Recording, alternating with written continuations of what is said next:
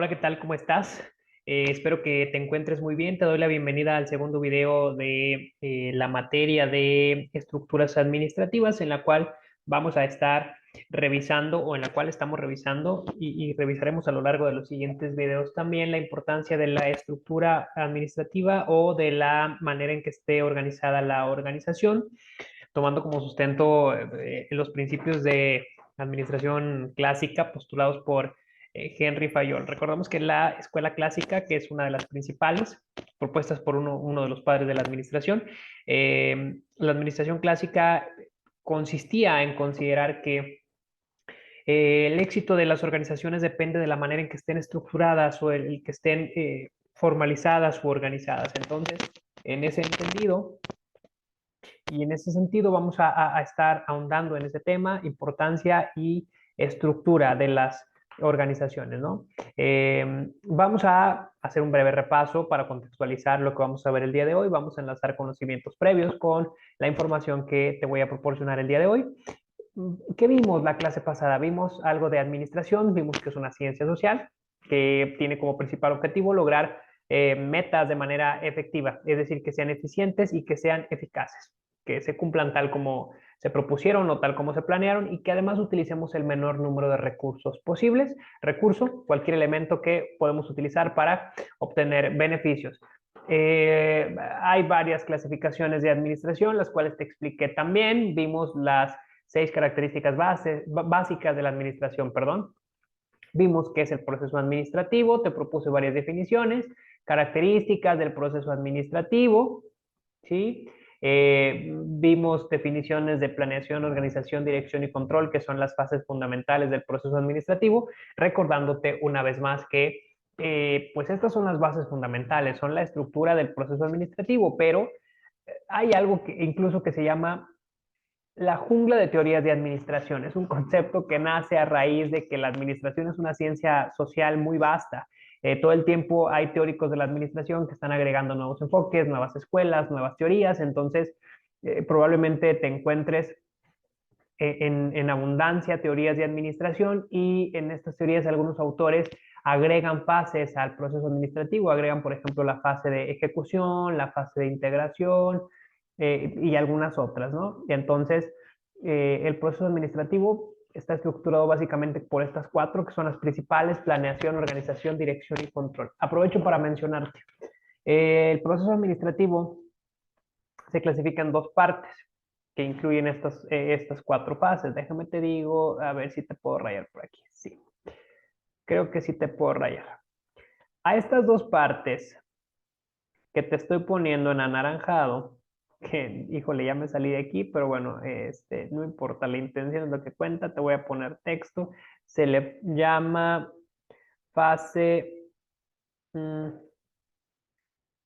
mecánica. Y a esta otra que te voy a poner acá, te lo estoy escribiendo muy abreviado porque estos son temas que vimos la clase pasada. Nada más quisiera que le demos un repasito así muy breve. Déjame ver si puedo. Ajá. Y a esto que te voy a poner acá en azul, hombre, se me está complicando aquí en el Zoom, pero no pasa nada. Aquí estamos. Híjole, mi círculo perfecto. Entonces nos vamos acá. A esta parte de la administración se le llama la parte dinámica. Ok, así rapidito, nada más para explicarte en qué consiste. Em, ya no sé qué dice aquí. Bueno, te explico. Estas 2 fases del proceso administrativo forman parte de una parte que se llama la parte mecánica. Existen 2 partes en el proceso administrativo, la parte mecánica y la parte dinámica. La parte mecánica es la parte de escritorio. Cuando doy administración a mis alumnos les digo que la parte mecánica es la de escritorio, la de pensar, la de planear, la de hacer todo en papel.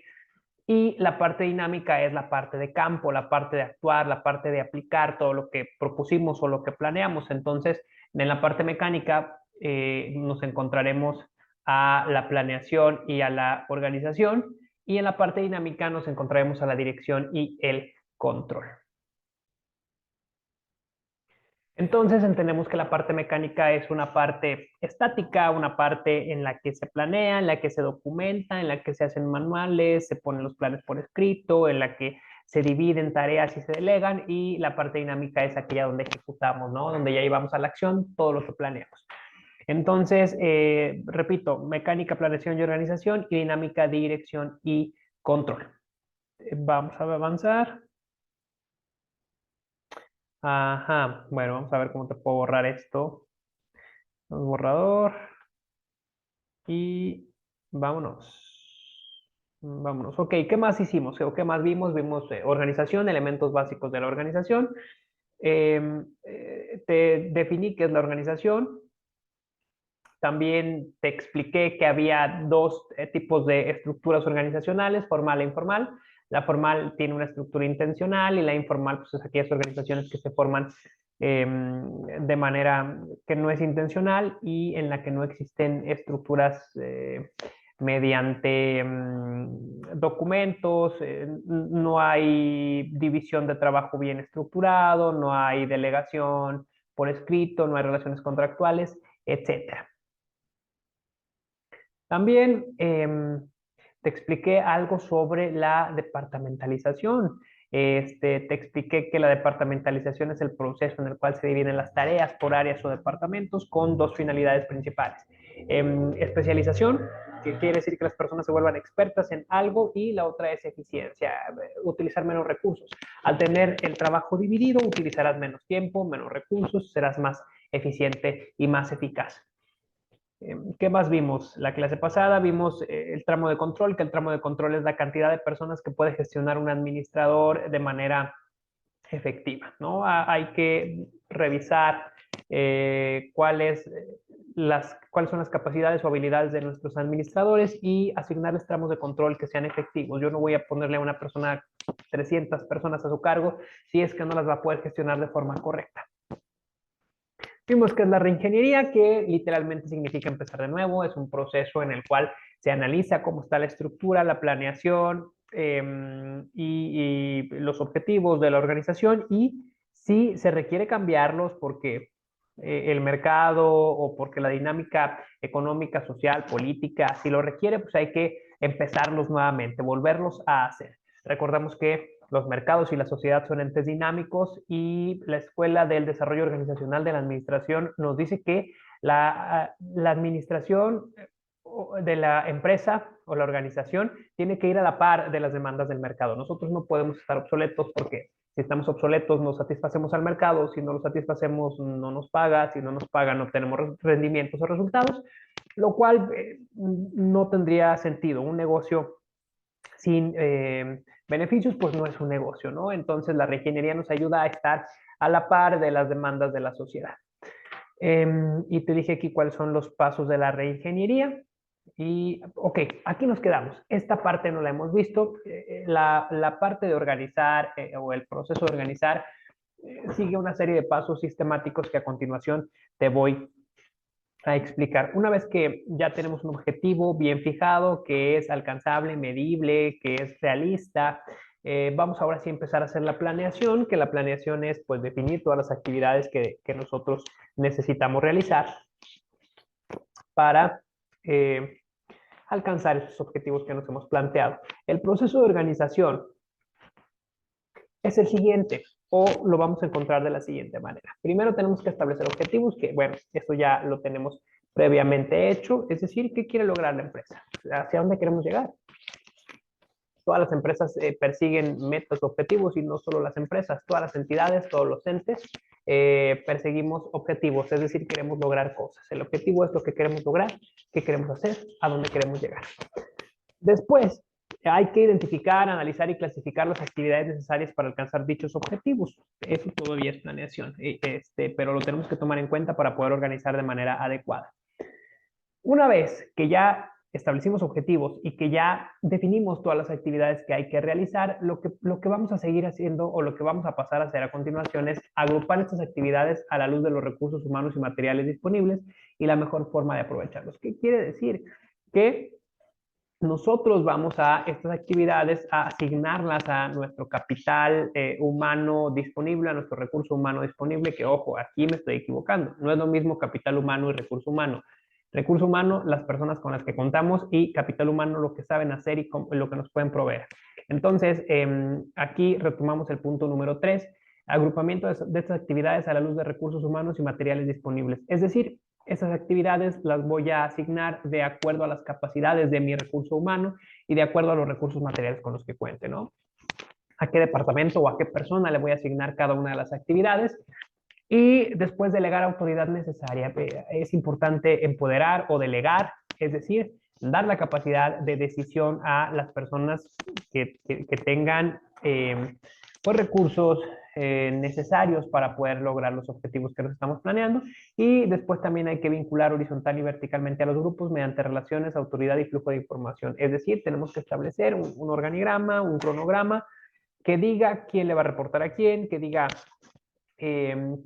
qué departamento me va a reportar a mí, yo a qué departamento le voy a reportar. Es decir, tenemos que dejar por escrito y bien establecido cuáles son las líneas de comunicación, quién le reporta a quién y cómo afecta la actividad de un departamento al siguiente departamento, ¿no? Vamos a ver un elemento básico que se utiliza dentro de las organizaciones y que forma parte de el proceso de la organización, ¿no? De la estructura de la empresa. Vamos a ver qué son los organigramas. Pues aquí la palabra organigrama ya nos va dando una idea. Es un diagrama de cómo está organizada o cómo está estructurada la organización. Te propongo aquí varias definiciones con la finalidad de que tú obtengas una definición propia, ¿no? Eso es lo que buscamos, que tú tengas un juicio propio, un juicio crítico bien desarrollado en el que nosotros te damos algunos conceptos y tú obtienes conceptos propios en base a lo que nosotros te estamos proponiendo. ¿Qué es un organigrama? Bueno, pues como en primera instancia podemos definir un organigrama como la representación gráfica de la estructura de una empresa o cualquier otra organización. Recuerda, una organización es cualquier conjunto de dos o más personas que persiguen fines en común y que utilizan recursos para cumplirlos. Entonces, la empresa únicamente es un tipo de organización. Entonces, un organigrama puede establecerse en una empresa o en cualquier otro tipo de organización. Incluyen la estructura departamental y en algunos casos las personas que las dirigen. ¿Qué más es el organigrama? Es un esquema en el que se muestran las relaciones jerárquicas de la organización. ¿Y qué es la jerarquía? La jerarquía es el establecimiento de se establecen órdenes de acuerdo al poder que ocupa cada persona dentro de la organización. Jerarquía viene del griego, que significa orden divino. La jerarquía es una manera de ordenar o establecer las personas, de ordenar a las personas dentro de una organización dependiendo del poder que tengan, ¿no? Entonces, las jerarquías nos ayudan a saber cómo va a fluir la información, nos ayuda a saber a quién hay que reportarle, etcétera. Finalmente, aquí tenemos una definición que me parece muchísimo, muy apropiada, que dice lo siguiente: el organigrama es un instrumento de organización que muestra la división de funciones, los niveles jerárquicos, las líneas de autoridad y responsabilidad, los canales formales de la comunicación, la naturaleza lineal o asesoramiento de los departamentos, los jefes de cada grupo de empleados, trabajadores, entre otros. Y también muestra las relaciones que existen entre los diversos puestos de la empresa en cada departamento o sección de la misma. Básicamente eso es un organigrama. Te invito a que tú hagas tu definición propia. Y vamos a ver ahora cuáles son las características principales de los organigramas. Como características principales del organigrama tenemos a estas dos que son básicas. El organigrama tiene que ser fácil de entender y sencillo de utilizar. De nada me sirve tener organigramas o manuales o documentos que sean muy redundantes, que tengan mucho texto, que sean muy abundantes en terminología técnica. Necesito que el organigrama sea práctico, que me sirva, que sea fácil de entender y de manejar. También debe contener elementos que son indispensables únicamente, ¿no? No puedo poner ahí elementos de más, no puedo estarle metiendo información que no necesito. Fácil de entender, sencillo de utilizar y debe contener únicamente elementos indispensables. ¿Cuáles son las funciones del organigrama o para qué se utiliza? ¿Para qué existe el organigrama dentro de las organizaciones? Primero, sirve de asistencia y orientación de todas las unidades administrativas de la empresa al reflejar la estructura organizativa. Te puede servir para las personas que van entrando y a las que les estás dando una inducción. Hablando de inducción, te recuerdo las principales funciones del Departamento de Recursos Humanos: reclutamiento, selección, contratación, inducción, capacitación y desarrollo. Tenemos 6. Reclutamiento, selección, contratación, inducción, capacitación y desarrollo. La inducción es cuando al empleado o a la persona que va entrando lo empapas de toda la filosofía organizacional, misión, visión, historia, le explicas cómo funciona la cultura organizacional, cómo está la estructura, y un organigrama te puede ser de mucha utilidad para darle inducción a los empleados. Sirve de herramienta que vela por la permanente revisión, perdón, y actualización de la estructura organizacional.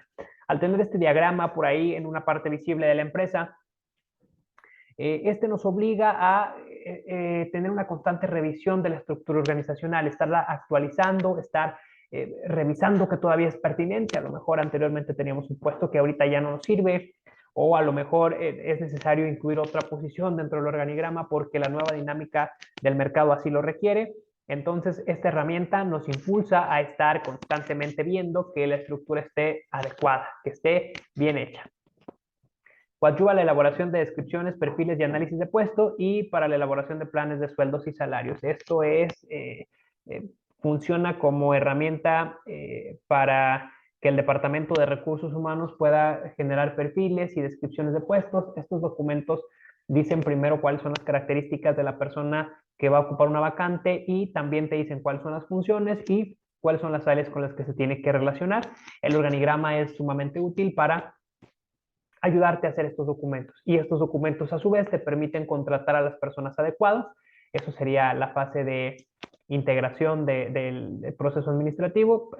Añadir las personas indicadas es de suma importancia, es medular en el proceso de la organización, porque puedes tener excelentes planes con personas que no son adecuadas, no lo vas a lograr. ¿Qué más hace el organigrama o para qué más nos sirve? Apoya en la eliminación de defectos o fallas de la organización. Al ver a la organización como un todo, nos es más fácil determinar si esa estructura es eficiente o no, si es funcional o no, y nos puede ayudar a darle una reestructuración o a realizarle una reingeniería, como habíamos dicho anteriormente. Vamos a ver algunos tipos de organigramas, los más comunes. Primero tenemos un organigrama vertical, que es el más utilizado, el que siempre hemos visto. Presenta las unidades ramificadas de arriba hacia abajo a partir del titular en la parte superior, y descargan los diferentes niveles jerárquicos en forma escalonada. ¿Qué quiere decir? Es el que de toda la vida, el que siempre hemos utilizado, es este que te estoy poniendo aquí. No sé si puedas ver mi cursor, si no te voy a por aquí a dibujar con... Aquí estamos. En este tipo de organigrama que es vertical, la persona con el mayor rango jerárquico o el mayor nivel de poder y autoridad se pone en la parte superior, y vamos descendiendo en jerarquía. Estos niveles dependen del nivel superior, y estos niveles inferiores dependen de estos niveles intermedios, ¿sí? Entonces, fíjense muy bien, el tramo de control del jefe son 3 personas, ¿no? Podrían ser gerentes. El tramo de control de este puesto son 3, el tramo de control de este son 2, etcétera. Entonces, este es un organigrama vertical y es el más común, el más utilizado, el más funcional. Así literalmente como está aquí, se hacen los organigramas. Al final te voy a poner por ahí un organigrama real de una empresa real para que tú veas más o menos cómo se hace. ¿Sí? Continuamos. Tenemos un horizontal, es exactamente lo mismo, nada más le damos una pequeña vuelta, despliegan las unidades de izquierda a derecha y colocan al titular en el extremo izquierdo. Esto es un organigrama horizontal. Básicamente es lo mismo, es exactamente lo mismo, nada más que pues se cambian las maneras de presentar el organigrama. En algunas ocasiones te prometo que se hace para ahorrar espacio en el lienzo en el que lo vas a proyectar o en el que lo vas a plasmar. En otras ocasiones porque habrá muchos puestos o muchas posiciones dentro de la organización y habrá que cambiar un poco la forma para que quepan. En este tipo de organigramas, que es el organigrama horizontal, la persona con el mayor rango jerárquico se pone de este lado, y las personas que dependen de él se van poniendo en los siguientes niveles, y este es el nivel inferior o los niveles operativos de la organización. Bueno, ya vimos vertical, ya vimos horizontal, vamos con el siguiente. Tenemos los organigramas mixtos. Este tipo de organigramas utiliza combinaciones verticales y horizontales para ampliar las posibilidades de graficación. Lo que te digo, para ahorrar espacio. Se recomienda utilizarlos en el caso de organizaciones con un gran número de unidades en la base, o sea, cuando hay muchas posiciones operativas. Es este, o sea, mezcla al vertical y al horizontal y se utiliza pues, para ahorrar espacio de esta manera. ¿Sí? ¿Estás viendo? Aquí donde dice dirección general, que es lo que te estoy acá apuntando con el cursor. Espero que lo puedas ver. Sí, me parece que sí lo puedes ver. Lo que dice dirección general es la persona con el mayor rango jerárquico y tiene un tramo de control de 1, 2, 3, 4, 5 personas. Y, por ejemplo, la dirección A tiene al departamento A, al departamento B y al departamento C. Ese es su tramo de control. Pero este es un organigrama mixto y se utiliza o se realiza de esta manera a fin de eficientizar espacio. Tenemos organigramas de bloque también. Son una variante de los verticales y tienen la particularidad de que integran un mayor número de unidades en espacios más reducidos por su cobertura. Permiten que aparezcan unidades ubicadas en los últimos niveles jerárquicos. El del bloque muy utilizado también cuando hay muchas posiciones. Es este, mira. Para que las personas que lo están realizando pues no se maten poniendo a cada una de las posiciones de la organización en un globo o en un recuadro diferente. Hacen subsecretaría A y en un solo bloque ponen todos los departamentos que dependen de esa subsecretaría, ¿no? Para, justamente volvemos para ahorrar espacio, para que sea un poco más presentable, para que sea viable y práctico, ¿sí? En este ya dijimos que es una variante de un organigrama vertical donde dice secretario, esa es la persona con mayor nivel jerárquico y hacia abajo va descendiendo el poder que tienen dentro de la organización. El poder y no necesariamente la autoridad. En otra oportunidad explicaré la diferencia entre poder y autoridad, pero sí desciende el poder. Híjole, ya aquí me adelanté, se me fue el cursor. Tenemos de bloque y tenemos circulares. En este tipo de diseño gráfico, la unidad organizativa de mayor jerarquía se ubica en el centro de una serie de círculos concéntricos, cada uno de los cuales representa un nivel distinto de autoridad, que decrece desde el centro hacia los extremos, y el último círculo, o sea, el que está más afuera, indica el menor nivel de jerarquía de autoridad. Este es un ejemplo de un organigrama circular. La presentación no altera la comunicación entre las posiciones de la organización. El que está en el centro es el de mayor nivel jerárquico y conforme se van alejando los círculos, van perdiendo jerarquía las posiciones de la organización.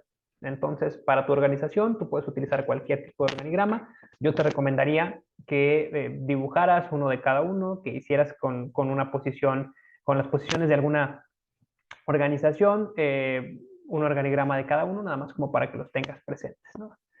Y este es un ejemplo real. Este es un ejemplo real de una organización real, cuyo nombre no diré para preservar la identidad de la empresa por cuestiones éticas, pero tal cual lo manejan ellos, aquí está el organigrama. Tienen un director general, ustedes le ponen un chofer de dirección. Si te das cuenta, no está ligado a ningún otro, únicamente se desprende del director y también hay un asistente de dirección. Estos dos puestos están por acá flotando, estos dos niveles.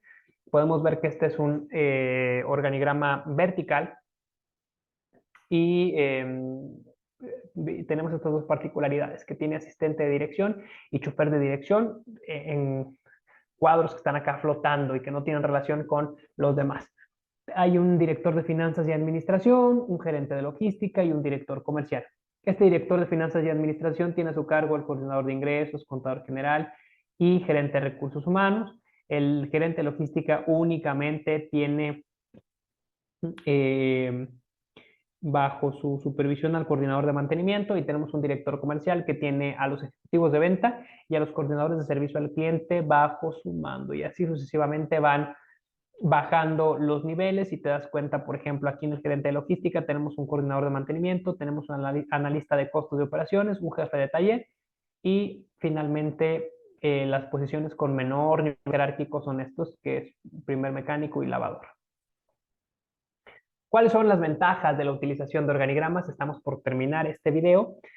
bueno, obliga a sus autores a aclarar sus ideas, obliga a las personas que lo están realizando a aclarar sus ideas respecto a la estructura de la organización, a revisar si está bien hecha, si está mal hecha. Todos estos ejercicios o elementos nos llevan a la reflexión, lo cual puede ser de mucha utilidad para establecer una correcta estructura de la organización. Puede apreciarse a simple vista la estructura general y las relaciones de trabajo en la compañía, mejor de lo que podría hacerse por medio de una larga descripción, muestra quién depende de quién.